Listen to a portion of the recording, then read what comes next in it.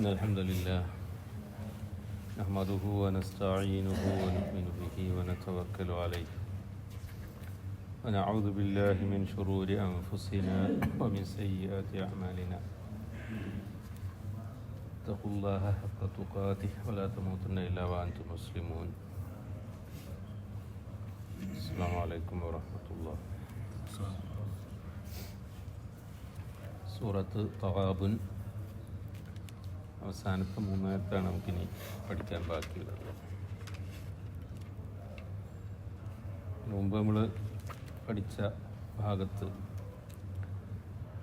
അള്ളാഹു നമുക്ക് അനുഗ്രഹമായി തന്നിട്ടുള്ള കുടുംബം, ഇണകൾ, മക്കൾ, അവരുടെ കാര്യത്തിൽ സ്വീകരിക്കേണ്ട സമീപനത്തെക്കുറിച്ചാണ് പറഞ്ഞത്. അവർ അള്ളാഹു നമുക്ക് ചെയ്തു തന്നിട്ടുള്ള അനുഗ്രഹമാണ്. വിവാഹത്തെക്കുറിച്ച് പറഞ്ഞത് വിവാഹം ഒരാളുടെ ദീനിനെ പൂർത്തിയാക്കും എന്നാണ്. അതുപോലെ ഇണകളെക്കുറിച്ച് പറഞ്ഞപ്പോൾ അവർ അള്ളാഹു നമുക്ക് നമ്മിൽ നിന്ന് തന്നെ ഇണകളുണ്ടാക്കി തന്നു എന്നുള്ളത് അള്ളാഹുവിൻ്റെ ദൃഷ്ടാന്തങ്ങളിൽപ്പെട്ടതാണ്. ഭാര്യാഭർത്താക്കന്മാർക്കിടയിലുള്ള മവദ്ദത്ത്, റഹ്മത്തും ഒക്കെ അള്ളാഹുവിൻ്റെ ദൃഷ്ടാന്തമാണ്. അതുപോലെ മക്കളെക്കുറിച്ച് മക്കളുണ്ടാവുക എന്നുള്ളത് അനുഗ്രഹമാണ്. അള്ളാഹു ചെയ്തതെന്ന് അനുഗ്രഹം മക്കൾ, പേരക്കുട്ടികളെ കുറിച്ചൊക്കെ ഖുർആനിൽ പറഞ്ഞിട്ടുണ്ട്. അപ്പം അങ്ങനെയൊക്കെ അതിൻ്റെ ഒരു വശം ഉണ്ടായിരിക്കെ തന്നെ അവരിൽ നമ്മൾ സൂക്ഷിക്കേണ്ട കാര്യങ്ങളുണ്ട്. ചിലപ്പോൾ അവരിൽ ചിലർ നമുക്ക് ശത്രുക്കളായി ഭവിക്കും.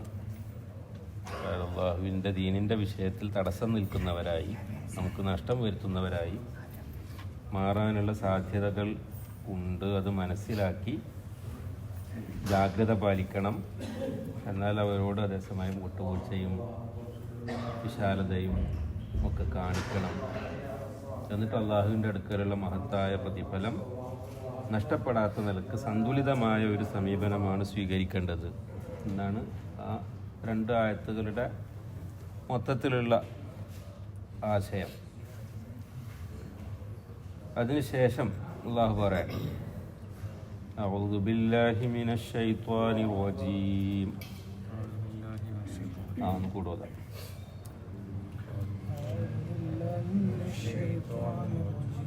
إنما فاتقوا الله ما استطعتم واسمعوا وأطيعوا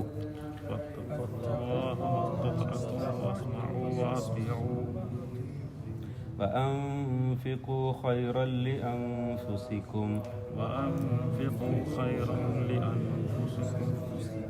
ومن يوق شح نفسه فأولئك هم المفلحون.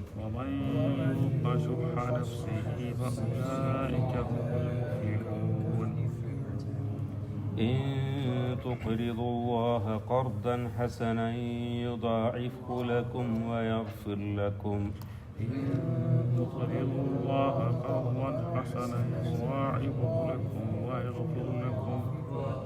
والله شكور حليم. عالم الغيب والشهادة العزيز الحكيم.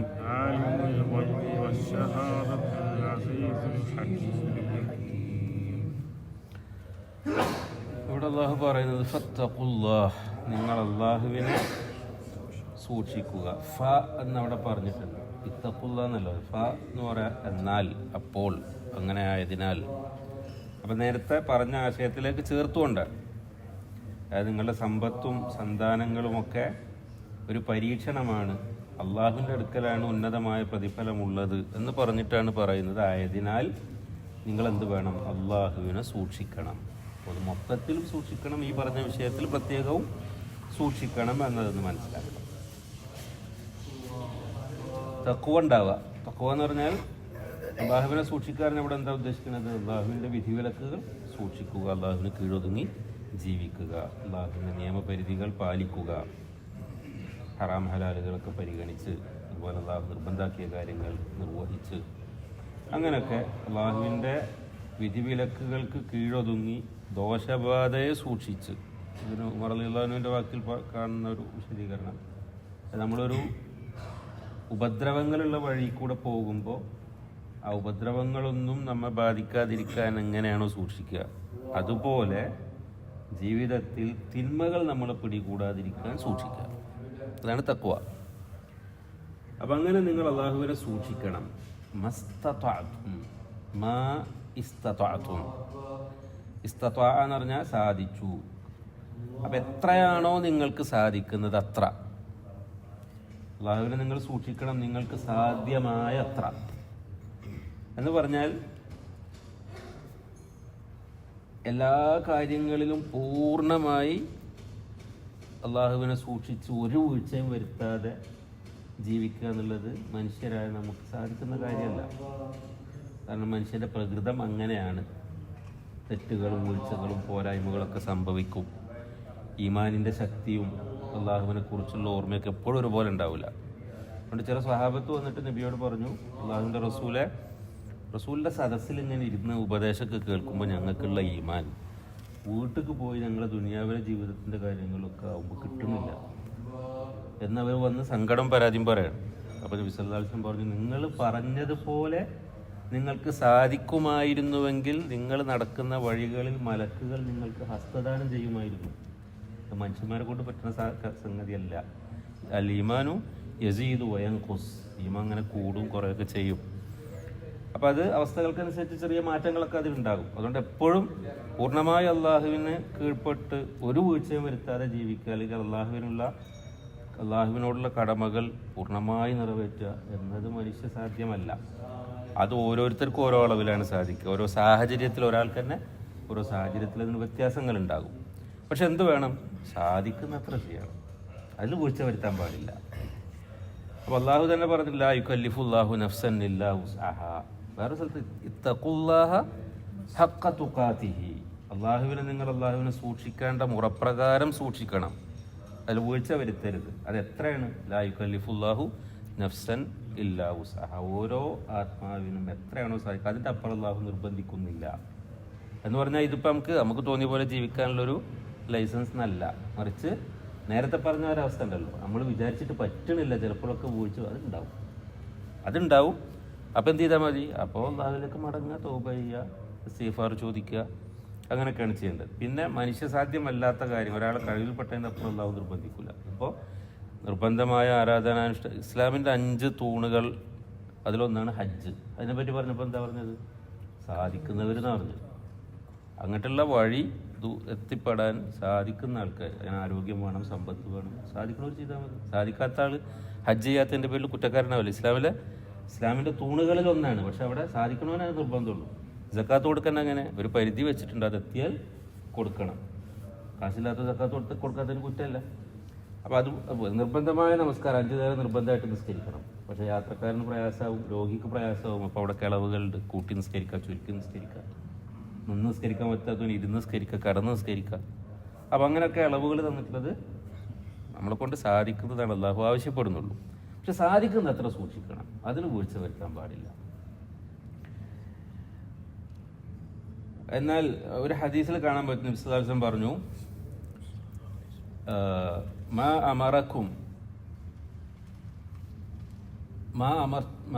അമർത്തുക്കും ഫഅ്തു ബിഹി മസ്തതഅ്തും. ഞാൻ നിങ്ങളോടൊരു കാര്യം കൽപ്പിച്ചാൽ ഫഅ്തു ബിഹി മസ്തതഅ്തും, അതിൽ നിന്ന് നിങ്ങൾക്ക് എത്രയാണോ സാധിക്കുക അത്രയും നിങ്ങൾ കൊണ്ടുവരിക, അത്രയും നിങ്ങൾ ചെയ്യുക. എന്നാൽ വമാ നഹൈതുക്കും അൻഹു ഫജ്തനിബൂഹു, ഞാൻ നിങ്ങളോടൊരു കാര്യം നിരോധിച്ചാൽ അതിനെ നിങ്ങൾ പൂർണ്ണമായി ഒഴിവാക്കുക. അപ്പം ചെയ്യേണ്ട കാര്യങ്ങൾക്കാണ് എന്ത് ഈ പറഞ്ഞ സാധിക്കുന്ന അത്ര എന്നുള്ളത്. ചെയ്യാൻ പാടില്ല എന്ന് പറഞ്ഞ കാര്യം എനിക്ക് അങ്ങനെ സാധിക്കുള്ളൂ എന്ന് പറയാൻ പറ്റുമോ? ഒഴിവാക്കണതിന് എന്താ തടസ്സം? കള്ളു കുടിക്കരുത് എന്ന് കുടിക്കരുത്, കഴിഞ്ഞു. അതിൽ സാധിക്കുന്ന അത്ര നിർത്തുക, അങ്ങനെ ഒരു പരിപാടിയില്ല. ഹറാമാണെങ്കിൽ അതിന് അകലം പാലിക്കുക, വിട്ടു നിൽക്കുക, ഒഴിവാക്കുക. എന്നാൽ ചെയ്യാൻ കൽപ്പിച്ച കാര്യങ്ങൾ സാധിക്കുന്നത് പോലെ സാധിക്കുന്നത്ര ചെയ്യുക, അതിൽ വീഴ്ച വരുത്താതിരിക്കുക. അപ്പോൾ ഫത്തഖുല്ലാഹ മസ്തതഅ്തും, അതിനാൽ നിങ്ങൾ അല്ലാഹുവെ നിങ്ങൾക്ക് സാധ്യമായ അളവിൽ എത്രയാണ് നിങ്ങൾക്ക് സാധിക്കുക അത്രയും. അതെപ്പോഴും നമ്മളതിൻ്റെ ഏറ്റവും ഉയർന്ന പരിധിക്കാണ് ചിന്തിക്കേണ്ടത്. എത്ര എന്നെ കൊണ്ട് പറ്റും അത്ര ഞാൻ ചെയ്യണം എന്ന നിലക്ക് അല്ലാഹുവിനെ സൂക്ഷിക്കുന്ന കാര്യത്തിൽ സൂക്ഷ്മത കാണിക്കുക. വസ്മഉ, നിങ്ങൾ കേൾക്കുക, വ അത്വീഉ അനുസരിക്കുക, വ അൻഫിഖു നിങ്ങൾ ചെലവഴിക്കുകയും ചെയ്യുക. എങ്ങനെ ചെലവഴിക്കണം? ഖൈറൻ ലി അൻഫുസിക്കും നിങ്ങൾക്ക് നിങ്ങളുടെ സ്വന്തത്തിന് ഖൈറായ രീതിയിൽ നിങ്ങൾ ചെലവഴിക്കുക. അപ്പോൾ ഇവിടെ 4 കാര്യമാണ് പറഞ്ഞത്. ഒന്ന്, അള്ളാഹുവിനെ സൂക്ഷിക്കുക, അള്ളാഹുവിൻ്റെ ആജ്ഞാനിരോധങ്ങൾക്ക് കഴിയുന്നത്ര വഴിപ്പെട്ട് ജീവിക്കുക. രണ്ടാമത് പറഞ്ഞത് വസ്മഉ നിങ്ങൾ കേൾക്കണം എന്ന് പറഞ്ഞാൽ അള്ളാഹുവിൻ്റെ കൽപ്പനകളും ദീനിൻ്റെ നിയമനിർദ്ദേശങ്ങളും ഒക്കെ കേട്ട് മനസ്സിലാക്കണം. അപ്പോൾ അതിനെക്കുറിച്ച് പഠിക്കാനുള്ള താല്പര്യം വേണം. കാര്യങ്ങൾ എനിക്കറിയില്ല അതല്ല, അറിയേണ്ട കാര്യങ്ങൾ അന്വേഷിച്ച് അറിഞ്ഞ് മനസ്സിലാക്കണം.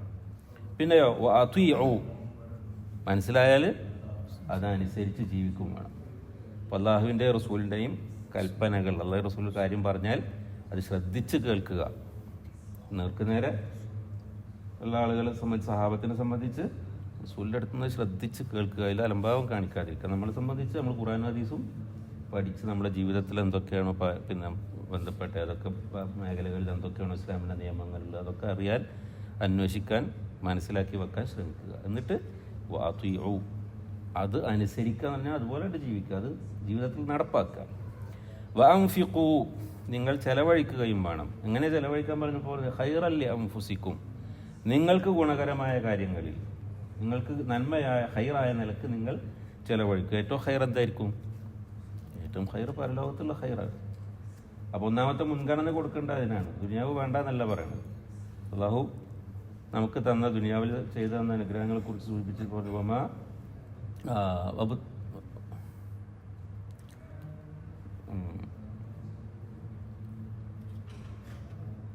നിങ്ങൾക്ക് അള്ളാഹു തന്നിട്ടുള്ള അനുഗ്രഹങ്ങൾ കൊണ്ട് നിങ്ങൾ പരലോക ഭവനം ഇദാറൽ-ആഖിറ പരലോക ഭവനത്തെ നിങ്ങൾ തേടിക്കൊള്ളുക. വലാ തൻസ നസീബക മിനദ് ദുനിയ എന്നാൽ ദുനിയാവിലെ നിങ്ങൾ ഓഹരി നിങ്ങൾ മറന്നു കളയേണ്ട കാര്യവും ഇല്ല. മുൻഗണന പരലോകത്തിനാണ്. ആ പരലോകം മാത്രം മതി. ദുനിയാവിൽ ഒരു സുഖം വേണ്ട, ഒരു സൗകര്യം വേണ്ട, നല്ല വസ്ത്രം ധരിക്കേണ്ട, നല്ല ഭക്ഷണം കഴിക്കേണ്ട, അങ്ങനെ സന്യസിക്കാനൊന്നും പറഞ്ഞിട്ടില്ല. മറിച്ച് ഇവിടെ ആവശ്യത്തിനുള്ളത് ഹലാലായ രീതിയിലാവാം. മാത്രമല്ല അള്ളാഹു തന്ന അനുഗ്രഹങ്ങൾ, അടയാളങ്ങൾ നമ്മൾ ഈ കാണണം എന്നാണ്. എന്നിട്ട് മുൻഗണന കൊടുക്കേണ്ടത് പരലോകത്തിനാണ്. ഇവിടുത്തെ എല്ലാ സുഖവും കഴിഞ്ഞ് അടിപൊളിയൊക്കെ അടിച്ചു പൊളിച്ചൊക്കെ കഴിഞ്ഞ് എന്തെങ്കിലും ബാക്കിയുണ്ടെങ്കിൽ ആർക്കെങ്കിലും കൊടുക്കുക, അങ്ങനല്ല. കാരണം ഇവിടെ ഉള്ളത് ചിലവായി പോകുന്നത്, നശിച്ചു പോകുന്നത്. നമുക്ക് ബാക്കിയുള്ളത് നമുക്ക് ഹൈറായിട്ട് നിലനിൽക്കാൻ പോകുന്നത് പരലോകം ഉദ്ദേശിച്ച് നമ്മൾ ചിലവാക്കുന്നതാണ്. അതുകൊണ്ട് അത് എപ്പോഴും നമ്മൾ സേഫാക്കി വെക്കണം. ആ ഒരു ഭാഗം നമ്മൾ വീഴ്ച വരുത്താതിരിക്കണം. അങ്ങനെ നിങ്ങൾക്ക് ഗുണകരമായതിൽ നിങ്ങൾ ചിലവഴിക്കുക. വേറെ കാര്യം കൂടി മനസ്സിലായി. ദോഷകരമായ കാര്യങ്ങൾ എന്ത് ചെയ്യാൻ പാടില്ല, ചിലവഴിക്കാൻ പാടില്ല. ദുനിയാവിൻ്റെ വിഷയത്തിലായാലും പാടില്ല, പരലോകം നഷ്ടപ്പെടുത്തുന്ന കാര്യത്തിലായാലും പാടില്ല. അപ്പോൾ ദോഷം ഉണ്ടാക്കുന്ന കാര്യങ്ങളിൽ ചിലവഴിക്കുക. ഹൈറായത് ദുനിയാവിലാണെങ്കിൽ ഹൈറായിരിക്കണം, അതിനേക്കാൾ മുൻഗണന കൊടുത്ത് പരലോകത്തിൻ്റെ ഹൈർ ഉദ്ദേശിക്കുകയാണ്. അങ്ങനെ നിങ്ങൾ ചിലവഴിക്കുകയും ചെയ്യുക. ഈ പറഞ്ഞ കാര്യങ്ങൾക്ക് തടസ്സമായി നിൽക്കുന്ന ഒരു സ്വഭാവത്തെക്കുറിച്ചാണ് അതിൻ്റെ അടുത്ത ഭാഗത്ത് പറയുന്നത്. വമൻ യൂഖ ശുഹ നഫ്സിഹി ഫഉലൈക ഹുമുൽ മുഫ്ലിഹൂൻ. അപ്പോൾ ആരാണ് ഷുഹുൻ നഫ്സ്, നഫ്സിൻ്റെ ഷുഹിൽ നിന്ന് ആരാണോ യൂഖ രക്ഷിക്കപ്പെട്ടത്, വഖ തന്നെ രക്ഷിച്ചു, സംരക്ഷിച്ചു, ഒരു ഉപദ്രവത്തെ തൊട്ട് തടുത്തു എന്നൊക്കെയാണ്.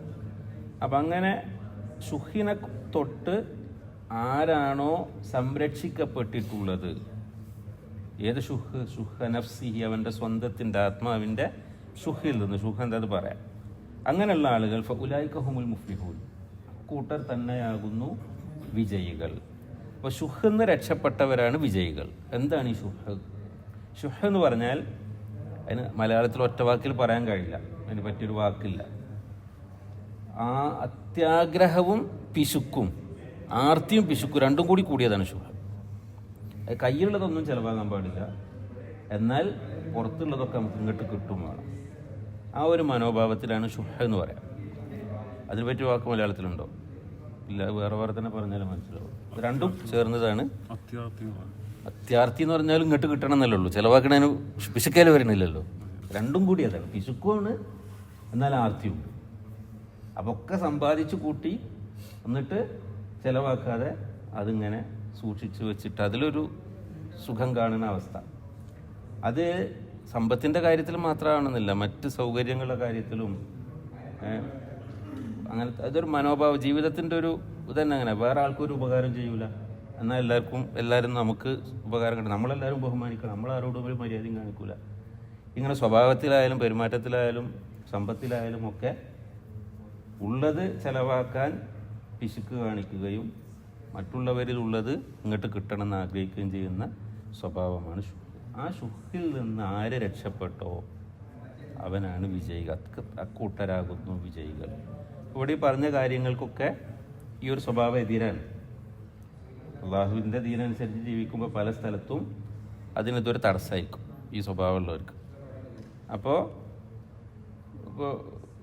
സമ്പത്ത് ചിലവാക്കുമ്പോൾ തന്നെ സക്കാത്ത് കൊടുക്കുക, പിന്നെ ദാനധർമ്മങ്ങൾ ചെയ്യുക, അതുപോലെ ഐച്ഛികമായ ഒട്ടേറെ കാര്യങ്ങൾ പണം കൊണ്ട് ഉള്ള പുണ്യങ്ങൾ പഠിപ്പിച്ചിട്ടുണ്ട്. അതിനൊക്കെ അത് തടസ്സമാണ്. പെരുമാറ്റത്തിൽ അങ്ങനെ മറ്റുള്ളവരൊരു വിട്ടുവീഴ്ച കാണിക്കുക, ഒരു വിശാലത കാണിക്കുക, അതിനൊക്കെ പ്രയാസമാണ്. അപ്പം അങ്ങനെയുള്ള ഷുഹിൽ നിന്ന് ആരാണോ രക്ഷപ്പെട്ടത് അക്കൂട്ടരാകുന്നു വിജയിച്ചവർ. സൂറത്ത് ഹഷ്ർ ഇതിൻ്റെ മേലെ വരുന്ന സൂറത്താണ്, കുറച്ചുകൂടി മേലെ സൂറത്ത് ഹഷ്റിൻ്റെ അവസാനത്തിൽ, അതുപോലെ സൂറത്ത് ഹഷ്റിൻ്റെ അവസാനത്തിലുള്ള അവസാന ഭാഗത്ത്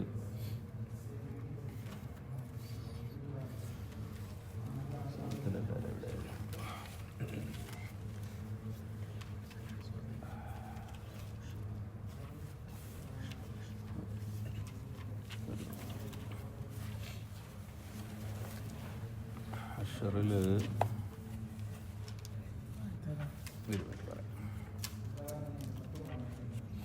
ഹഷ്റിൽ 9-ാമത്തെ ആയത്ത് തുടക്കത്തിലാണ്, പേജ് നമ്പർ 546. ഇത് പറയുന്നത് മക്കയിൽ നിന്ന് ഹിജ്റ വന്ന മുഹാജിറുകളെ മദീനയിലുണ്ടായിരുന്ന അൻസാറുകൾ, മുഹാജിർ എന്ന് പറഞ്ഞാൽ സ്വദേശം വെടിഞ്ഞ് വന്നവൻ, പലായനം ചെയ്തവനാണ്. അൻസാർ എന്ന് പറഞ്ഞാൽ സഹായികൾ. അവർക്ക് ആ പേര് വന്നത് ഇവരെ സ്വീകരിച്ച് ഏറ്റെടുത്തുകൊണ്ട്. അപ്പോൾ അവർ സ്വീകരിച്ച ആ ഒരു സാഹചര്യം, ആ ഒരു സന്ദർഭത്തെക്കുറിച്ചാണ് അള്ളാഹു പറയുന്നത്. അവരെ വിശേഷിപ്പിക്കുകയാണ് അങ്ങനെ, വല്ലദീന തബവ്വഉ അദ്ദാറ വൽ ഈമാന മിൻ ഖബ്ലിഹിം. അതിൻ്റെ മുന്നത്തെ ആയത്തിൽ പറഞ്ഞത് മുഹാജിറുകളെ പറ്റിയാണ്.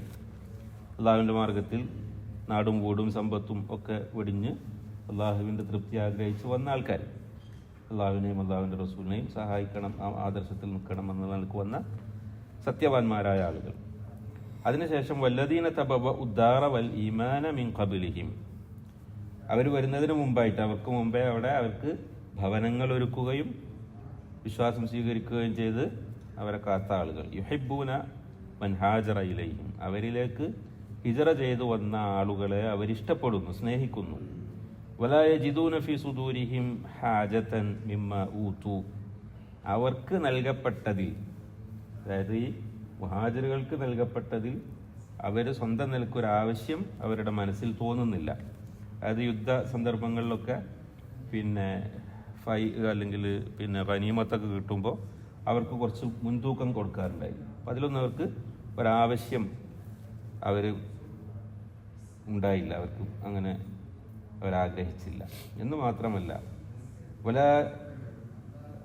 വയുസിറൂന അലാ അൻഫുസിഹിം, അവർ സ്വന്തത്തെക്കാൾ അവർക്ക് മുൻഗണന കൊടുക്കുകയാണ് ചെയ്തത്. വലൗ കാന ബിഹിം ഖസ്വാസ, അവർക്ക് ആവശ്യം ഉണ്ടായിട്ടും, അവരാവശ്യക്കാരായിരിക്കെ തന്നെ അവരെന്ത് ചെയ്തു, അവർ ഇവർക്ക് മുൻഗണന കൊടുക്കുകയാണ് ചെയ്തത്. അങ്ങനെയുള്ള ആൾക്കാർ.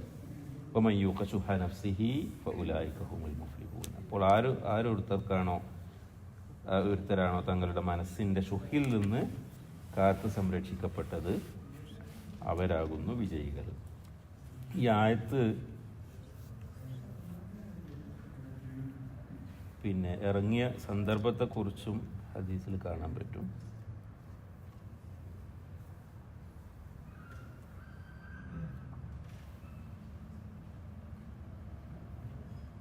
നമ്മളൊക്കെ കേട്ടിട്ടുള്ളൊരു സംഭവം ഉണ്ടല്ലോ, നബി സല്ലല്ലാഹു അലൈഹി വസല്ലമിൻ്റെ അടുക്കൽ ഒരു അതിഥി വന്നു.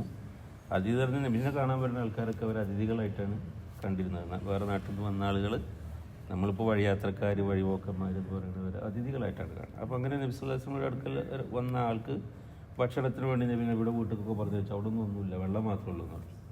അങ്ങനെ ആരാണ് അതിഥിയെ സ്വീകരിക്കാമെന്ന് വെച്ചപ്പോൾ ഒരു സഹാബി കൊണ്ടുപോയി. എന്നിട്ട് അവർക്ക് കുട്ടികൾക്കുണ്ടായിരുന്ന ഭക്ഷണം വിളക്ക് കടത്തിയിട്ട് തിന്നുന്ന പോലെ കാണിച്ചിട്ട് ഒരു കൊടുത്ത സംഭവം നമ്മൾ കേട്ടിട്ടുണ്ടല്ലോ. ആ സംഭവത്തിനെ തുടർന്ന് ആണ് ഈ ആയത്ത് ഇറങ്ങിയത് എന്നാണ് പറയുന്നത്.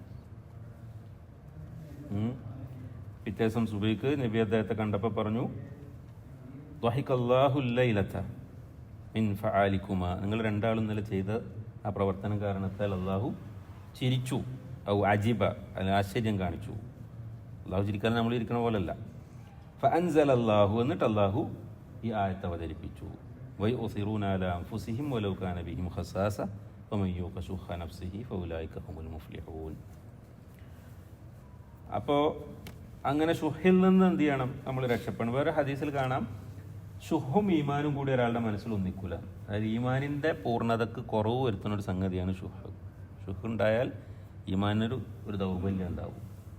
അത് നീങ്ങുമ്പോഴാണ് ഈമാൻ ശക്തമാവുള്ളൂ എന്നത്. അപ്പോൾ ആ ഷുഹിൽ നിന്ന് നമ്മൾ രക്ഷപ്പെടണം. അങ്ങനെയാണ് നമുക്ക് വിജയിക്കാൻ സാധിക്കുക. അപ്പോഴാണ് ഈ പറഞ്ഞ കാര്യങ്ങളൊക്കെ ചെയ്യാൻ സാധിക്കുക. പരലോകത്തിന് വേണ്ടി ചിലവാക്കാനും, പരലോകത്തിന് മാത്രമല്ല, പരലോകത്തിന് വേണ്ടി നമ്മൾ ചിലവാക്കുമ്പോൾ നമ്മളെവിടെ ചിലവാക്കണം? പരലോകത്ത് കൊണ്ടുപോയിട്ടില്ലല്ലോ. ഇവിടെ ആവശ്യക്കാർക്കാണ് ചിലവാക്കുന്നത്. ഇവിടെ മറ്റുള്ളവരുടെ പ്രയാസങ്ങൾ നീക്കാൻ, മറ്റുള്ളവരെ സഹായിക്കാനൊക്കെ ഇവിടെ ചിലവാക്കാൻ പറ്റണമെങ്കിൽ എന്ത് വേണം? ഈ ഷുഹ് നീങ്ങണം. അങ്ങനെയുള്ള ആൾക്കാർക്കാണ് വിജയിക്കാൻ സാധിക്കുക എന്ന്. ഇനി ആ ഈ നന്മയുടെ മാർഗത്തിൽ ചെലവാക്കുന്നതിനെ കുറിച്ച് അള്ളാഹു പറയുന്നത് നോക്കി അടുത്ത ആയത്തിൽ, ഇൻ തുഖിറുല്ലാഹ, നിങ്ങൾ അള്ളാഹുവിന് കടം കൊടുക്കുകയാണെങ്കിൽ, ഖറദ എന്ന് പറഞ്ഞാൽ കടം കൊടുത്തു, ഖർദ് കടം.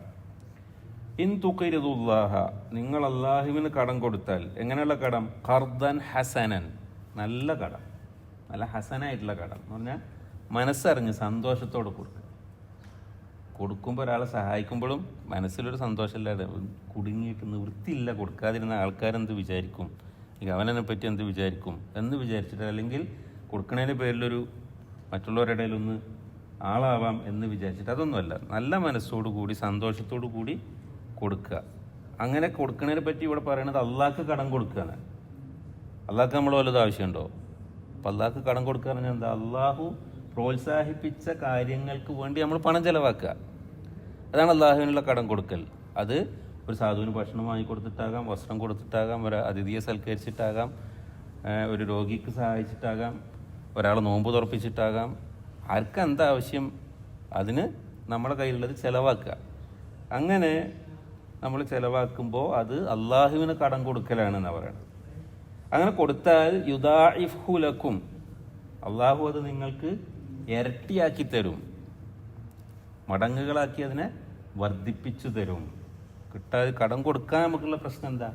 മനുഷ്യന്മാർക്ക് കടം കൊടുക്കാൻ മടക്കി കിട്ടുമെന്നുള്ള പേടിയാണ്, അല്ലേ? ആ കടം കൊടുക്കൽ ഒരു പുണ്യമുള്ള കാര്യമാണ്. കടം വാങ്ങുമ്പോൾ നമ്മൾ എന്ത് വേണം? വളരെ സൂക്ഷിക്കണം. ഒന്ന്, വളരെ അത്യാവശ്യമുള്ള കാര്യങ്ങൾക്ക് കടം വാങ്ങാൻ പാടുള്ളൂ. കടം വാങ്ങുമ്പോൾ അത് തിരിച്ചു കൊടുക്കണമെന്ന നല്ല നിയ്യത്തിൽ തന്നെ വാങ്ങണം. അങ്ങനെ വാങ്ങിയാൽ അത് വീട്ടാൻ അള്ളാഹു സഹായിക്കുന്ന. അതല്ലാതെ ഇങ്ങോട്ട് കിട്ടിയ പിന്നെ എന്തെങ്കിലും ആയിക്കോട്ടെ എന്നുള്ള നിലക്ക് വാങ്ങിയാൽ അത് അവന് അള്ളാഹു നാശത്തിന് കാരണമാക്കും എന്നും ഹദീസിൽ കാണാം. അപ്പോൾ കടം വലിയ ഗൗരവമുള്ള വിഷയമാണ്. കടക്കാരനായിട്ട് മരിച്ചാൽ കടം കൂടുന്നത് വരെ നമ്മുടെ പ്രവർത്തനങ്ങൾ അള്ളാഹുവിൻ്റെ അടുക്കൽ സ്വീകരിക്കപ്പെടില്ലൊക്കെ ഹദീസിൽ വന്നിട്ടുണ്ട്, ഷഹീദിന് പോലും. അപ്പോൾ നല്ല സൂക്ഷിക്കേണ്ട ഗൗരവമുള്ള വിഷയമാണ്. എന്നാൽ കടം കൊടുക്കുന്നതോ? കടം കൊടുക്കുന്നത് പുണ്യമുള്ള കാര്യമാണ്. സ്വതക്ക കൊടുത്തതിൻ്റെ പകുതി കൂലി കിട്ടുന്നതാണ്. 100 രൂപ ഒരാൾക്ക് കടം കൊടുത്താൽ 50 രൂപ സദക്ക ചെയ്ത കൂലി കിട്ടും. നമുക്കിവിടെ തിരിച്ച് കിട്ടും അത് കൊടുത്തത്, എന്നാലും സ്വതക്കയുടെ കൂലി കിട്ടും, പകുതിക്കുള്ള കൂലി കിട്ടുന്നതാണ്. പിന്നെ കടം വാങ്ങിയ ആൾക്ക് പ്രയാസം ഉണ്ടെന്ന് മനസ്സിലായാൽ നിങ്ങൾ വിശാലത കാണിക്കണം, സമയം നീട്ടി കൊടുക്കണം എന്നാണ്. എന്നാൽ കടം കൊടുത്തിട്ട് അതിന് പ്രതിഫലം വാങ്ങാൻ പാടുണ്ടോ? അത് പലിശയാണ്, പാടില്ലാത്തത്. കടം വീടുമ്പോൾ ഒരാൾ സ്വന്തം നിലക്ക് എന്തെങ്കിലും അധികരിപ്പിച്ച് കൊടുക്കൽ പുണ്യമാണ്. ഓന് കൊടുത്താൽ എന്തെങ്കിലും അധികം കിട്ടും എന്ന് വെച്ചിട്ട് കൊടുത്താലോ? അത് പാടില്ല. അങ്ങനെ തിരിച്ചു കൊടുക്കുമ്പോൾ അധികരിപ്പിച്ച് കൊടുക്കൽ സുന്നത്താണ്. നമുക്ക് സ്വീകരിക്കാതിരിക്കാം. ആവശ്യപ്പെട്ടിട്ടാണെങ്കിൽ പറ്റൂല, നിബന്ധന വെച്ചിട്ടാണെങ്കിൽ പറ്റൂല. ഇനി ഓന് കൊടുത്താൽ കിട്ടും എന്നുള്ള നിലക്ക് കൊടുത്തതാണെങ്കിലും പറ്റൂല. അല്ലാതെ സ്വയം ഒരാൾ കടം കൊടുത്തതിനേക്കാൾ എന്തെങ്കിലും അധികരിപ്പിച്ചത് കൊടുക്കണതിനും കുഴപ്പമില്ല, വാങ്ങണതിനും കുഴപ്പമില്ല. അതൊരു നിബന്ധന ആകാനോ അത് ആഗ്രഹിക്കാനോ പാടില്ല. അപ്പം അള്ളാഹുവിന് കടം കൊടുത്താൽ അള്ളാഹു അത് നിങ്ങൾക്ക് ഇരട്ടിപ്പിച്ച് തരും. വയഗ്ഫിർ. അത് മാത്രമല്ല, നിങ്ങൾക്ക് നിങ്ങളുടെ പാപങ്ങൾ അള്ളാഹു പുറത്തു തരികയും ചെയ്യും. സദഖ ചെയ്യുന്നുണ്ട്, അള്ളാഹുടെ മാർഗത്തിൽ ചിലവാക്കിയാൽ ആ ചെയ്ത പുണ്യത്തിന് ഇരട്ടിയായിട്ടുള്ള പ്രതിഫലമുണ്ട്. അതിൻ്റെ കൂടെ അള്ളാഹു നമ്മുടെ തെറ്റുകൾ പുറത്ത് തരികയും ചെയ്യും. സ്വതക്കകൾ എന്ത് ചെയ്യും? സ്വതക്കകൾ പാപങ്ങളെ മായ്ച്ചു കളയും. സ്വതക്ക ആയുസ്സിനെ ദീർഘിപ്പിക്കും, ആപത്തുകളെ തടയും എന്നൊക്കെ ഹദീസുകളിൽ വന്നിട്ടുണ്ട്. അപ്പോൾ ഇവിടെ പല നിലക്ക് ദുനിയാവിലും ഗുണം, പരലോകത്തും ഗുണം. എന്താ ചെയ്യേണ്ടത്? അള്ളാഹ്ക്ക് കടം കൊടുക്കുക. അള്ളാഹ്ക്ക് കടം കൊടുക്കുക പറഞ്ഞാൽ അള്ളാഹു ഇഷ്ടപ്പെടുന്ന മാർഗത്തിൽ ചെലവഴിക്കുക, സന്തോഷത്തോടു കൂടി. ഖർദൻ ഹസനൻ. ഇതിനെപ്പറ്റി ഇബ്നു അബ്ബാസ് റളിയല്ലാഹു അൻഹു ഇതിൻ്റെ വിശദീകരണത്തിൽ പറഞ്ഞത്, നിങ്ങളോട് കടം ചോദിക്കുന്ന ആരാണ്? അള്ളാഹു പറയുന്നത് മൈ യഖരിദു മൻ എന്താണ് ലാ ളാലിമുൻ വല അദീമുൻ. അതായത് അക്രമം ചെയ്യുന്നവനോ അല്ലെങ്കിൽ അദീം എന്ന് പറഞ്ഞാൽ കൈ വലഞ്ഞ പാപ്പരായവനോ അല്ലാത്ത ഒരാൾക്ക് കടം കൊടുക്കാനാണ് നിങ്ങളോട് പറയുന്നത്. അള്ളാഹു എന്തല്ല, കൊടുത്ത കടം തിരിച്ചു തരാതെ നമ്മളെ അടങ്ങാറാക്കുന്ന ആളല്ല. ഇവന് കൊടുത്താൽ തിരിച്ച് കിട്ടുമോ, അവനെ കൊണ്ട് കഴിയുമോ എന്ന് പേടിക്കാനും അള്ളാഹുടെ കാര്യത്തിൽ എന്തില്ല. അള്ളാഹു പാപ്പരായവനോ കൈ വലഞ്ഞവനോ അല്ല, ഉറപ്പായിട്ടും തിരിച്ചു കിട്ടും, അധികമായി കിട്ടും. അങ്ങനെയുള്ള അള്ളാഹ്ക്ക് കടം കൊടുക്കാൻ പറ്റുമോ എന്നാണ് നിങ്ങളോട് ചോദിക്കുന്നത്. അപ്പോൾ അങ്ങനെ ചെയ്താൽ ഈ രണ്ട് നിലക്ക് ദുനിയാവിലും പരലോകത്തും പ്രതിഫലം. അല്ലാഹു ഷക്കൂറുൻ ഹലീം. അള്ളാഹു ഷക്കൂറാണ്, ഹലീമാണ്. ഷുക്കൂർ എന്നൊക്കെ പറഞ്ഞാൽ നന്ദി കാണിക്കുന്നവെന്നാണ് അർത്ഥം. അള്ളാഹ് നന്ദി കാണിക്കുക പറഞ്ഞാൽ എങ്ങനെ? അള്ളാഹ്ക്ക് നമ്മൾ എന്തെങ്കിലും ഉപകാരം ചെയ്തു കൊടുത്തിട്ട് അതിന് നമ്മളോട് കടപ്പാടുണ്ടായിട്ടാ അല്ല, മറിച്ച് അള്ളാഹുവിനോട് നമ്മൾ നന്ദി കാണിക്കുമ്പോൾ അത് നല്ല നിലക്ക് സ്വീകരിക്കുന്നവെന്നാണ് അവിടെ അർത്ഥം. ഹലീം സഹനം കാണിക്കുന്നവനുമാണ്. അപ്പോൾ അങ്ങനെയുള്ള അള്ളാഹുവിന് നിങ്ങൾ കടം കൊടുക്കുവിൻ. കടം കൊടുത്താൽ അള്ളാഹു ഇരട്ടിപ്പിച്ചു തരും. പിന്നെ അള്ളാഹു ആലിമുൽ ഗൈബ്, മറഞ്ഞ കാര്യങ്ങൾ അറിയുന്നവനാണ്. വശഹാദ, പരസ്യമായ തെളിഞ്ഞ കാര്യങ്ങളും അറിയുന്നവനാണ്. അൽ അസീസ്, അവൻ ഏറ്റവും പ്രതാപവാനാണ്. അൽ ഹക്കീം, യുക്തിജ്ഞനുമാണ്. അങ്ങനെ എല്ലാ കാര്യങ്ങളുടെയും ഉള്ളു പുറവൊക്കെ അറിയുന്ന, അങ്ങേയറ്റം പ്രതാപമുള്ള, എല്ലാ കാര്യങ്ങളും യുക്തിപൂർവ്വം നിയന്ത്രിച്ചു കൊണ്ടിരിക്കുന്നവനായ, ഏറ്റവും സഹനം കാണിക്കുന്ന, അതോടൊപ്പം നമ്മൾ കാണിക്കുന്ന നല്ല കാര്യങ്ങൾക്ക് അതിനെ നന്ദിപൂർവ്വം സന്തോഷപൂർവ്വം സ്വീകരിക്കുന്ന അങ്ങനെയുള്ള റബ്ബ്. ആ റബ്ബിന് നിങ്ങൾ കടം കൊടുത്താൽ, നല്ല നിലക്ക് കടം കൊടുത്താൽ അത് അള്ളാഹു നിങ്ങൾക്ക് ഇരട്ടിയാക്കി തരും. അള്ളാഹു നിങ്ങളുടെ പാപങ്ങൾ പുറത്തു തരികയും ചെയ്യും. അപ്പോൾ ദുനിയാവിനോട് നമുക്കുണ്ടാകേണ്ട ഒരു മൊത്തത്തിലുള്ളൊരു സമീപനം ഇത് നമുക്ക് കിട്ടും. ആ നിലക്ക് അള്ളാഹു ചെയ്ത അനുഗ്രഹങ്ങളെ ഉപയോഗപ്പെടുത്താനും അള്ളാഹുവിൻ്റെ അടുക്കൽ ഉന്നതമായ പദവിക്കും പ്രതിഫലത്തിനും അർഹരായി തീരാനും അള്ളാഹു നമ്മെ എല്ലാം അനുഗ്രഹിക്കുമാറാകട്ടെ. സുബ്ഹാനല്ലാഹി വബിഹംദിഹി.